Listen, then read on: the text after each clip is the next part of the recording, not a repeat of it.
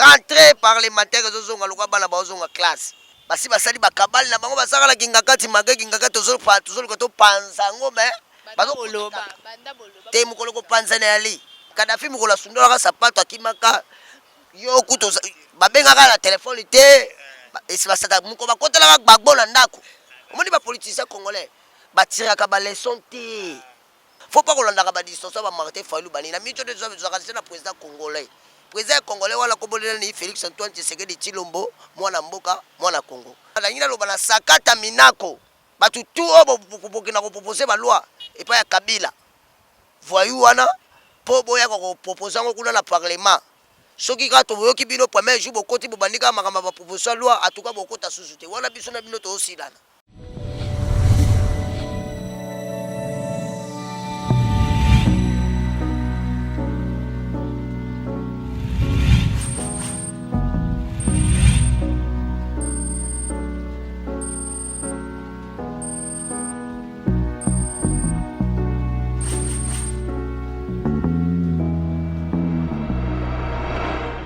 Mesdames et messieurs, chers internet, bonsoir partout. Kishasa Mobima Bambo Tebele na part ya Marisha Pro TV. Tu es un rendez-vous na biso ya mikolo ya bajo.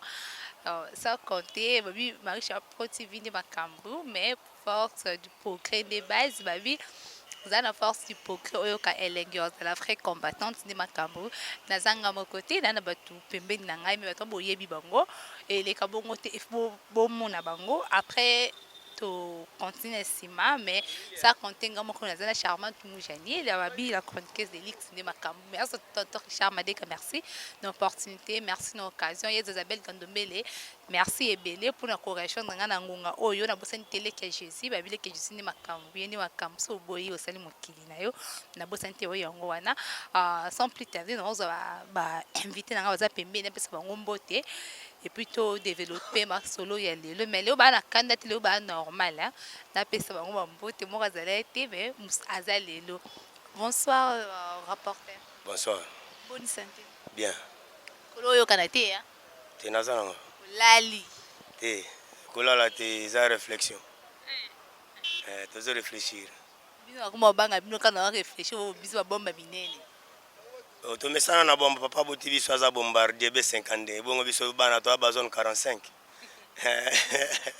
Ba zone 45 de makambo na kati ya force du progrès. Cherchez mal à l'aise. Bonjour. Bonjour. Bonsoir na la truc. Bonsoir. Santé. Moi bien. Moi bien. Ndeni on banda bakando za ngo banda semaine passée Sylvie Zakaka. Bon, bakanda vous mezate talaka je te dérange moi muke bon. Ça va. Mais à part ça, tout va bien. Ouais, ça va calmement, calme mes alliés, qui mes alliés par la grâce de Dieu. Nazalanga kitoko. Chargé, rapporteur, il paraît que vous violez la loi. Est-ce que biso toko violer loi? Binomo boté état de droit, mais binomo bossé l'état de droit te bo violer constitution mboka. Constitution to violer loi bakaji kato constitution SNS. Le président de la République a violé la Constitution parce que la Constitution est la vie à Congolais et puis les gens politiques, la politique. Parce que au salaire, il y a la Constitution on est page 143, 145, article, pardon, on va casser la VK, mais le président de la République a violé l'article. Bon, on a la constitution de violer la loi bakaji kato constitution SNS. Babi président de la République a violé la constitution. Bino boya ki na état de droit na bino bo pesa définition état de droit mal à l'aise a pesa ngai semaine passée a pesa ngai nani à définir état de droit ko bino moko bo violer lisusu constitution ya mboka ndenge nini comment président de la République yé moko mtu azalaka donc oui il y a constitution mais yé moko ko sa makambu o ezala kati ya constitution te. Ah voilà, d'abord constitution besoin ba constitution eza mama na lokuta pour la constitution na bango ce que type de constitution toza nango eza ndenge moko na régime français na régime belge siko tango zo décalage il y a civilisation entre population congolaise na population wana ezopesa bulu yeke eza kabal na bango ba préparer depuis que la constitution esi nayebisa aujourd'hui wana ntango tosalaka émission ya mois d'août ke eza eloko lui Michel atravaille na bacamarade na ye na Belgique bayaka nde kotiela congolais bamo moko boye synonyme antonyme mpo ekomplikaka biso ozo comprendre. Mais ce total bien constitution, ils ont mérité pas même qu'aux en Afrique, pas même en Afrique d'ici, des cas déjà pays émergents, bah comprendre la constitution en été. Ils ont tout eu boyo, bango moko bachaki constitution président violé. C'est ça qui avait la constitution, il y a CNS, il y a loi bakaji kavana c'est normal. Constitution lui Michel a salé na batune kuna, si ma comme la drogue na vin rouge, nde vous avez sa constitution. Congolais ça vote constitution mboko. Biso to salango boycott. Boycott wana epesa bango 45% bato bayebi bayebi histoire mboko mpona biso toboycotaka parce que tolobaka non c'est une conception européenne. Nous sommes les Africains, nous avons notre forme de faire notre démocratie. Alors soki bisingaka président a violé loi bakaji kato constitution ya CNS oyo esalama na Kinshasa wana palais du peuple loi normal eza te constitution efuti visa esombi billet na logement na constitution non wana ondima torte posa côté ya parti mais etambola déjà Congo mobimba ke président posa côté ya parti te nga naza le peuple d'abord constitution le peuple d'abord eza constitution maoa ya CNS pour la première fois au monde un premier ministre élu au suffrage universel avec un grand décalage. Vous comprenez? Il y a une constitution écrite par des Congolais. L'histoire de ces pays sera écrite par des Congolais. À l'époque, les Aïrois ont écrit notre histoire ici dans la CNS, mais la constitution, il y a des fils du pays. Et ça, c'est bien lui, Michel.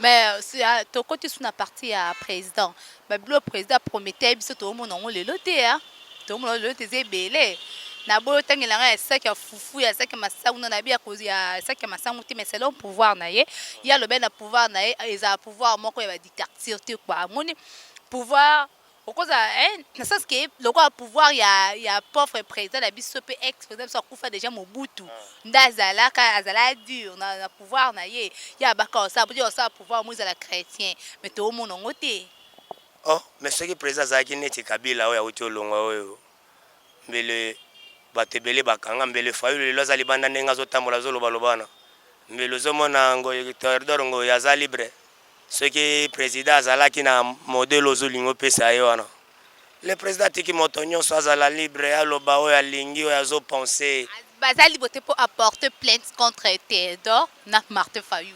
Non, président a porté plainte comment pendant que le président a son avocat qui est la Cour constitutionnelle. Déjà. La Cour constitutionnelle nde amoni que no bango ba commettre infraction. Ba ye moko diligenté plainte contre bango président makambo na yebi ngote. Ozongi na Cour constitutionnelle pour ochobo ya Cour constitutionnelle les ministres. Avant comme la Cour constitutionnelle na Cour suprême non.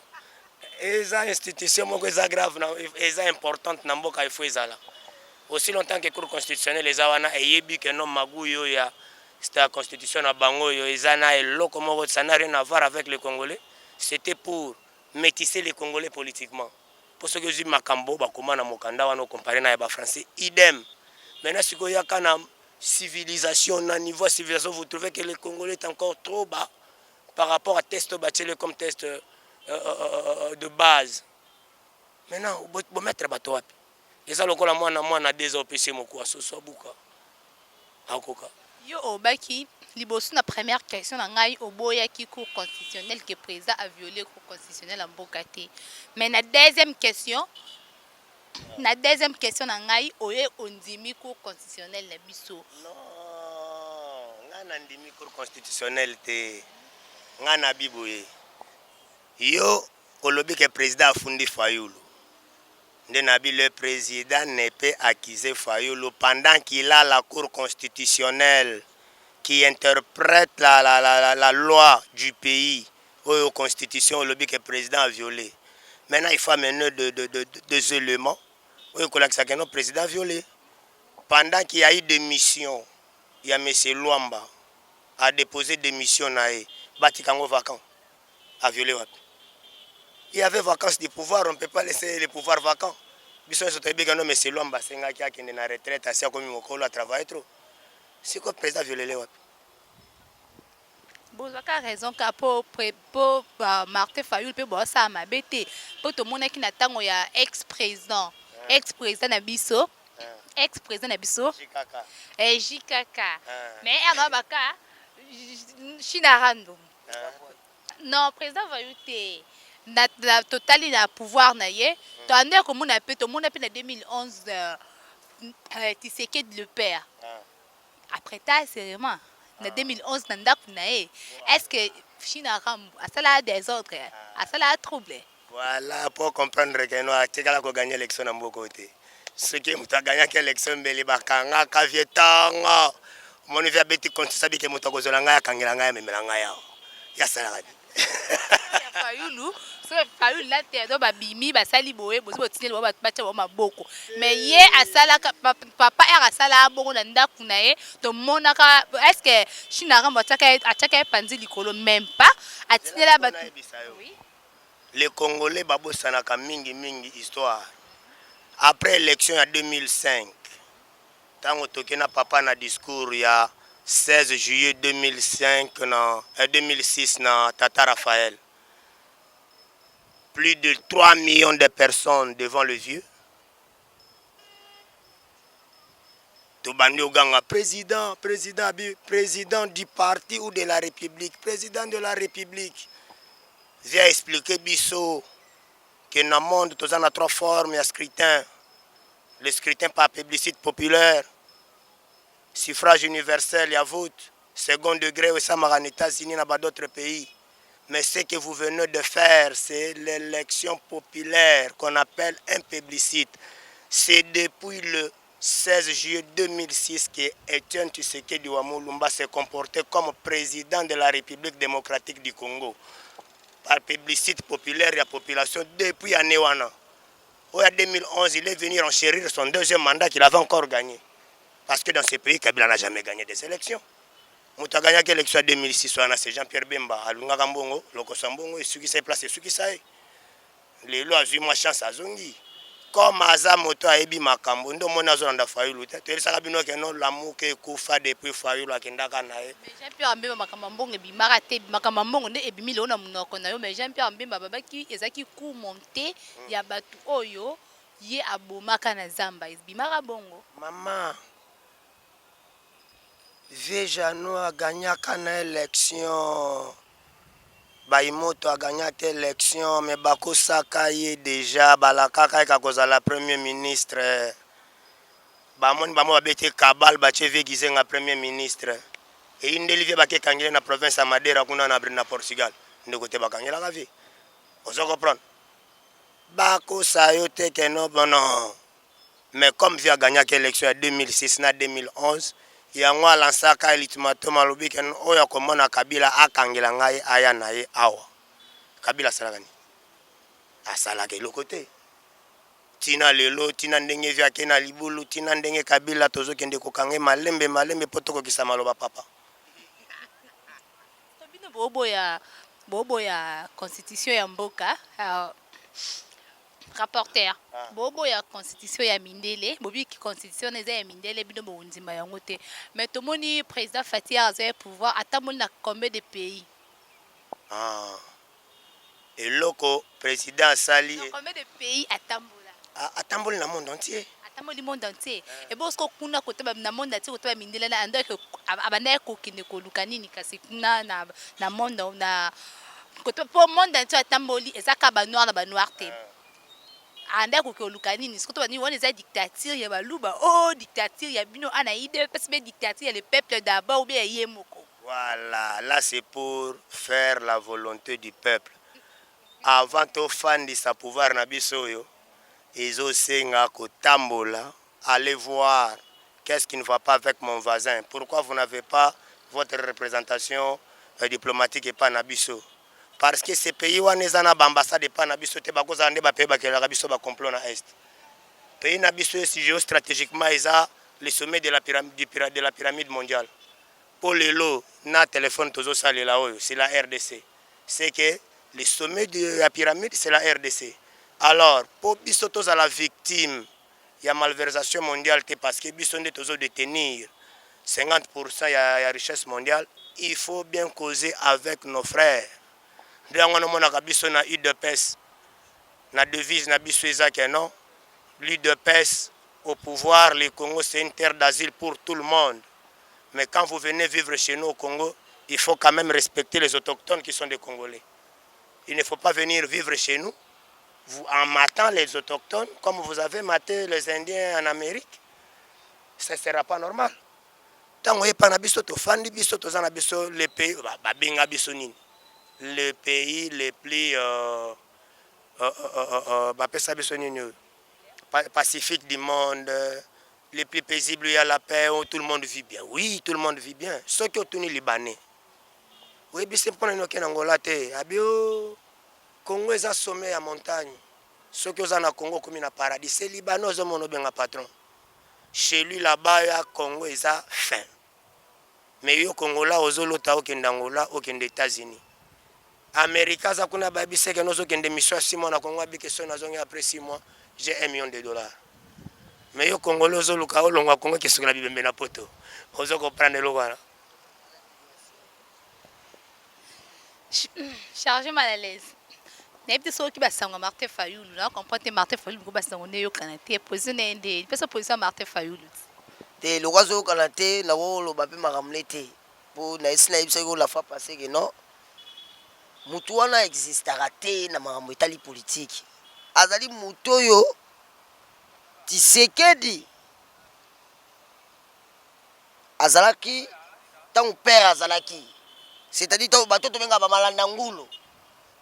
Ozoluka mwa eloko moko boye. Oye pembeni ya père spirituel, obendi mwa moto muke. Yango balobaki nganga ta former mwana na ye. O baloba mopao na chambre na yoka mopao.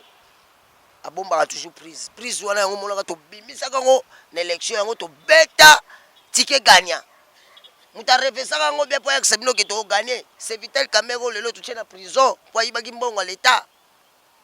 Poto la sabino ke biso to saba jeti. Martin Fayoulou Madidi a existaka te na mambo etali. Talaka bulu yeke kotula ko boka bukeba ya ko bofinga.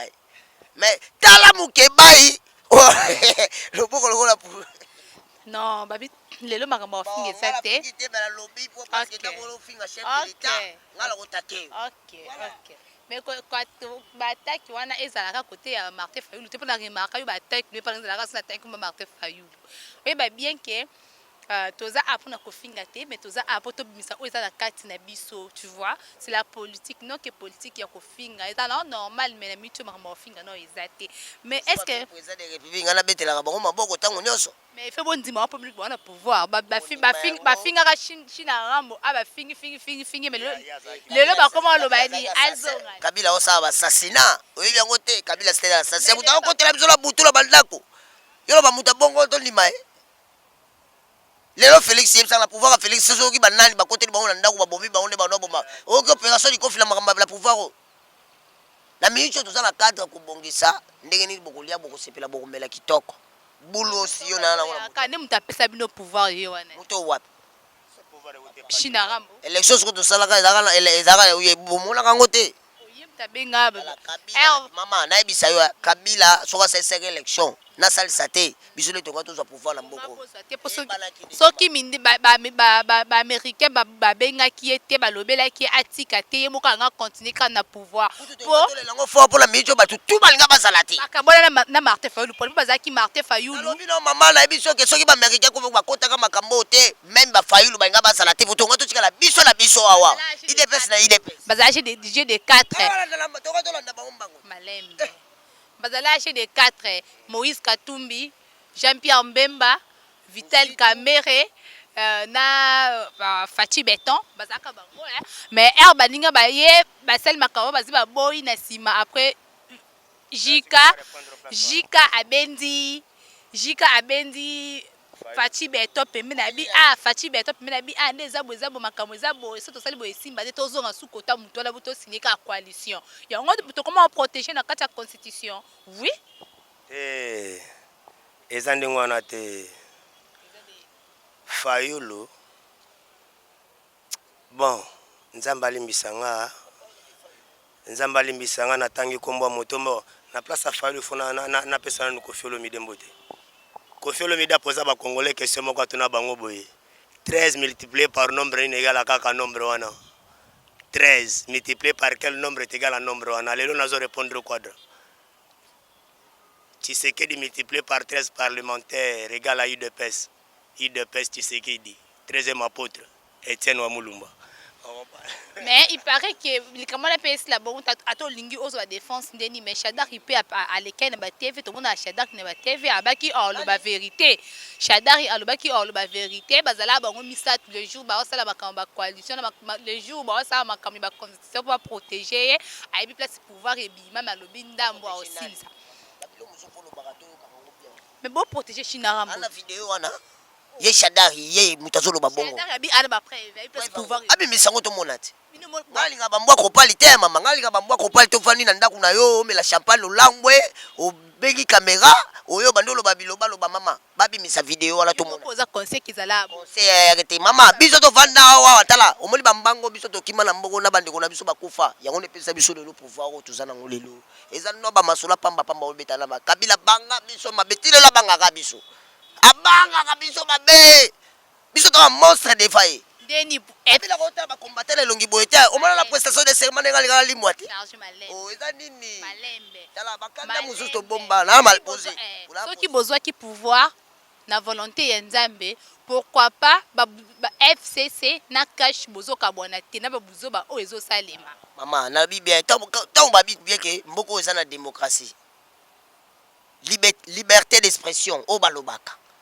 o lelo facha tie na mboko yo te tolinga mariage mama ngala biso ngala zaka contre mariage FCC na cash existera te na mboko yo kayo mtolobe ba tusa ndima ngai ndele yebisu yo teke tembela tembe suki sa ti toza pouvoir na babitumba biso bundi na mboko nde yango bitumba papa oyo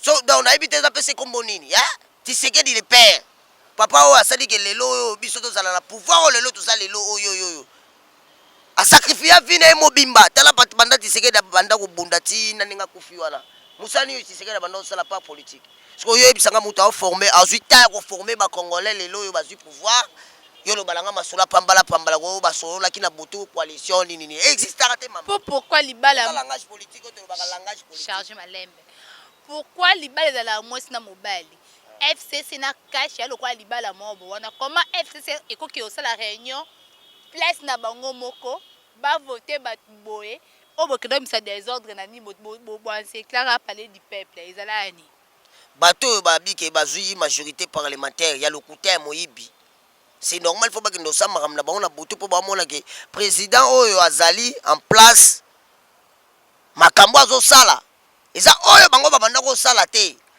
facha ye tant facha bi bien que aye ko déboulonner wana ya système oyo dictatorial o bango bachaki na mboko oyo poto saki na état voyou tokomi na état na mito tokomi na état de droit quand lobi wana tolongo na état voyou tokomi na état de droit mutu to à l'aise calme soda zo vivre na ndenge a vivre tant que soda Kabila zo vivre tant que ex-président malgré azali bandi place wala bobo ya rango te parce que ba massacre salama ba preuve o emuna ki ezala bandi ba preuve ezali mama so bila misolo image ya Ituri na misolo image ya Ituri ba guerre sama na est tanga ba à l'époque wana ba soda o to benga ka bamura bazakola ta teni to mona bango ba bomba ba congolais na zamba mama na pouvoir nani ya Kabila José mais mon point nini malembe président Sassé malembe ba congolais pendant 18 ans abomi mboko yo na ndenga ko sakala tete kele ko la chantier pona nini abomi mwana semi te kasi poso obaki azaki assassin pourquoi pas abomaka mwana semi te pas trouble o mwana semi ande ko sala abuki prison makala asali bo pourquoi pas mwana semi aza kabiliste mwana semi c'est kabili azako kota na parlement yo monaka faci kuna na kata parlement faci akoti palais du peuple kata comme président de la république na congrès moi makambo uchole okota kuna ndeni po za na invitation te kuna za kiso no kote po za na invitation OK siko tia ko mokota kuna ko mokota na qualité nini na qualité ya président de la république démocratique du Congo bino to tala bino boy bino pe cash boza pe na pouvoir te to koma cash bo na pouvoir te po oza na ngola maboko po la milicho la kobi malibanda la milicho la biboy salami bwana autorité te parce que po Chine Rambo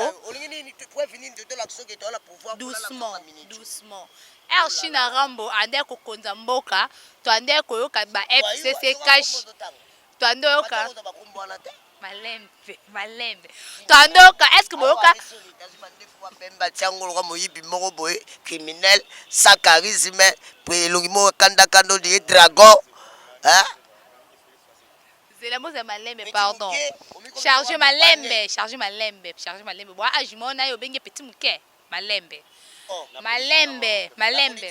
charger malembe te na loba na biboye na tango ya Chine Rambo biso to ba témoin awa to ando moto monaka ba mariage oyo ba FCC na cash ya no réunion na tango na e ezalaka te mais non ba to sana bazalaka non dictateur akanga mboka notage yango sama comme ndenge na yango moto longola ye ko permettre ngala si sa question na ngate bon si sa question mais soko lobi bien te ngala zala pour ko ranger yo mamuke po yebaka ke Kabila zalaka voyou na mboko yo musala na ko baka pouvoir ko facha zo sala na pouvoir ko Kabila zaka nango Kabila ndoko sala ko Congo komanda kunemoko ya lokwa mundoki aya criminel mo akote na mlo ndako apwa Kabila tu akomo chine mlo saka musala par force ndi musaka Kabila ndo sana mboko mais na comprendre te ezo kuluna dala badilo katika la malembe o to kunda nango ti lelo ko sila charger oloba bomba nanu mais na comprendre te na pouvoir ya Fati ba FCC komi kobima et puis chose grave ba longola ba député ya IDPS ya cash ba longola bino so témoin marche autokinda le 9 juillet kuna pes to koma kutu te na palais du to koma raté to koma raté to suka na stade de Martyrs komaka suka ya Zazabel Gandombele ngai la koma la longola mabende ba beta biso ba gaz yo biango te to koma to pikola so ba serve to kota to kala to kota la kata na ko to ba makoke à partir d'aujourd'hui et puis na bisa que tinde to omoni na ngina sala message moko d'abord na ngina pour na moni ba question na yo tout na follow ba olo balanga o important non zela non charger malembe non zo tuti non zo ko rapporteur malembe soko boy la kelanga malembe o ngai na zawa no pa polo mesa batu malembe komola pasi to na malembe charger tozongi sous na part ya Martin Fayulu Amélie Mike Mkeba imbongo eza solo ba bipe monta mbongo so $50 non ngai la ndaki yango na ina image moko wa Mukeba ya lobike muzitu ndenge basaka ba couple ba muyibi ba makama basaka ba Eva zaibe bungaka toyokaka ba rimer petit lelo tozo kakaka il paraît que Mukeba azo réclamer toni nini toni eza $1000 oh mozito atindela ki à travers Fayulu alobi te Fayulu zambongo pesa Mukeba ipozo déranger moi mikolo yo talaka ka nzolele yo yebi Martin alongola kizoki 750 azu 250 apesi Mukeba ne guerre rien songwana siko batu ya bongo ozi bango ti bango na mboko ekufiti kufi yango zomona bango le baza ba hauteur ya ko créer ba tribalisme na mboko y compris na batu na ba muto nini muto yo tangela kanganga na ona bengaka voyou au Congo un président ti azo pouvoir ti naninga sisi atikala ko beta kora mikora koza na ba congolais te asa église moko te o facha sasa na stade babiloko nyoso na stade na ba match to mona été maman Olive ndo ko pesa ba don déjà j'ai belé wala za ba propre fort bobo mona ka ke mobana nga za ma mutu malamu Kabila ye mobana ko pesa no Olive yo moni mboko biso mto bongisango Zwali bela na milicho ndela be o bazwa yango ala yango moni basala kiteti yo lelo balango yo benga ke voyou pona yo abo assassin abo ba tu kombe oyo beleti lelo na mona ka bango te bakenda bana makala te ba makala te na biso bana makala na biso place bakenda ba kotela bango na butu bazwa bango na ndako bakenda wapi porte disparu ti lelo verfia bien oui pe ba bisa biso ke bobosa na bango Wana ne. Naloba. Bato ya Kabila. Aboma ka te poani po chamuno. Te nga ko bomanga na biya ba seri wana na kala spiritualité makase. Omoni ngande na za boye ba biso ba sekedise o tubundela ka mboko oyo. Nzamba atala ka biso. Achaka pende toile likolo. Kanga nzoto. Te za makambo kanga nzoto te spiritualité de Dieu. Na etenti sekede sangana. Mwana oti sekede acha maboko ko kufasha mena loyenge. Yango mona ti lelo to résister to su pouvoir lelo to diriger. Na bato ya Kabila tozolakisa bango ke non malgré tokanga bino kala mingi te mais bozala wana bomona ndenge nini tozobongisa terrain. Il paraît ba matricule bimaki ba matricule IDPS bimaki babaki le 6 septembre bozwa misala mais to remis les 11 les 11 to mon évolution te tozaki na Isabelle Gandombele na ni babel le 6 bozwa matricule bimaki lobby le 10 les 11 mais to bo assistation mote.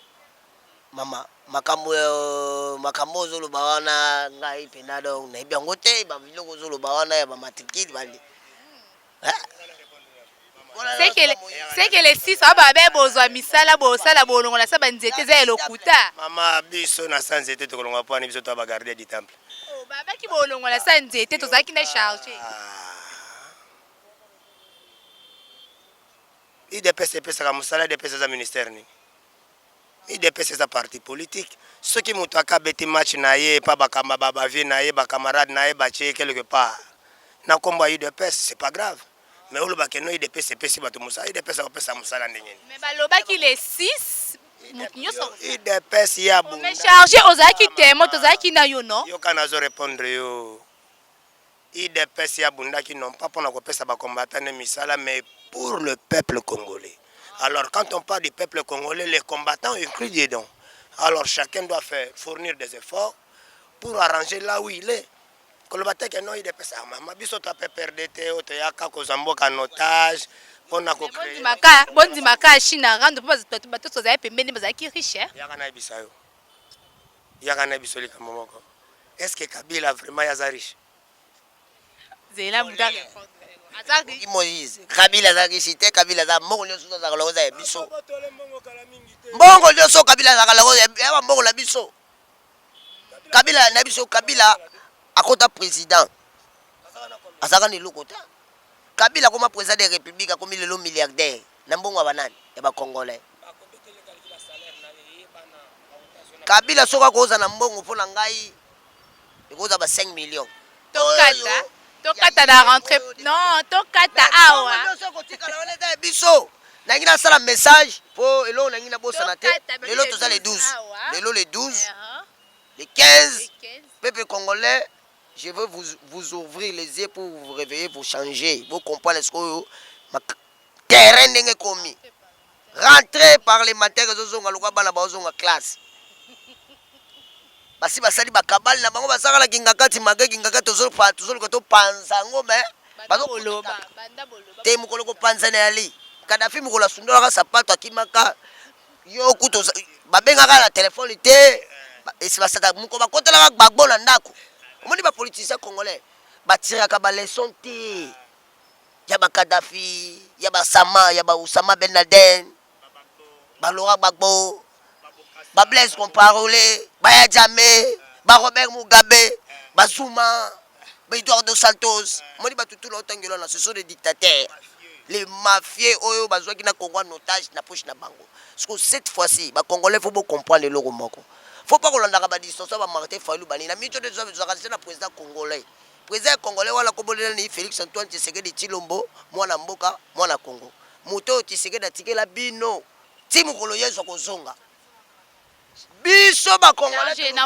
na lobi boye rentrer parlementaire zozonga na ngina loba na sakata minako batu tout obo bokina ko proposer ba loi et pas ya Kabila voyou wana po boya ko proposer ngo kuna na parlement soki ka to boyoki bino premier jour bokoti bobandika makamba ba proposition loi atuka bokota susute wana biso na bino to osilana to si to la police to si to armée si to bongisi justice bazotala bino bosala keba po makala moto bientôt za likolo na bino.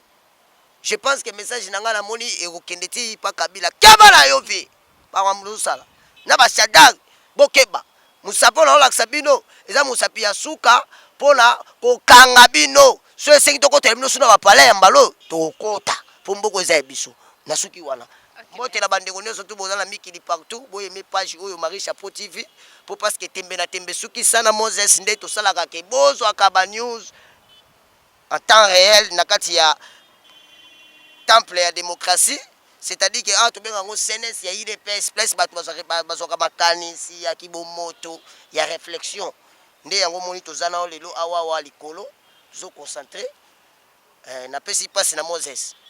Moses, bah, mot de la fin, nayo, c'est un peu rapide pour tout déjà temps et puis. Mot de la feza papa sakata minako malonda bino nyoso boye bakeno peuple azotali la bino bozawana non pas pour travailler pour l'intérêt moto, c'est pour l'intérêt du peuple. Le peuple ne se laissera pas faire et nous sommes là gardiens du temple pour réveiller le peuple au moment opportun. Martin Fayoulou, raisonnez bien papa nayo aza muto ya wapi. Raisonnez pena bien. Na koloba mingi te yo moko zo comprendre makambo nazoloba. Soki patron nayo Samuel Eto'o alongolio na Faden House koluka ba mbongo na politique te oyoki ndenge ba répondre pas ve lukwebwa ba acha lobi yozo ki ndotala ba tio comme no musicien oyoki tala ba politicien ba moko balar oyoki biseka na moni muyaka na longolinga $100 ata na niveau na yo oluko comme président de la République depuis bozawa na bandondo eza na nini bandondo eza na molili vraiment Babi Momo de la fait. Chargé à Lélie, mais tout le monde a prochainement Marie Chapeau TV. Merci Isabelle Dandombele. Babi le qui a Jésus de Macambou, merci dans Hollande Bisso, merci Nasepeli. Tonton Richard Madeka, merci Babi. À suivre dans Marie Chapeau TV. Numéro la biso ça bango te poani. Quel peut ça quel numéro? Plus 243 81 34 820 76. Donc je pense que ndela lobi bongo pour la émission balombala pour besoin numéro plus 243 81 34 820 76. Tembela tembe souki sa balance@.com Tshisekedi président de la République. On se voit prochainement à Marie Chapeau TV. Au revoir, bye bye.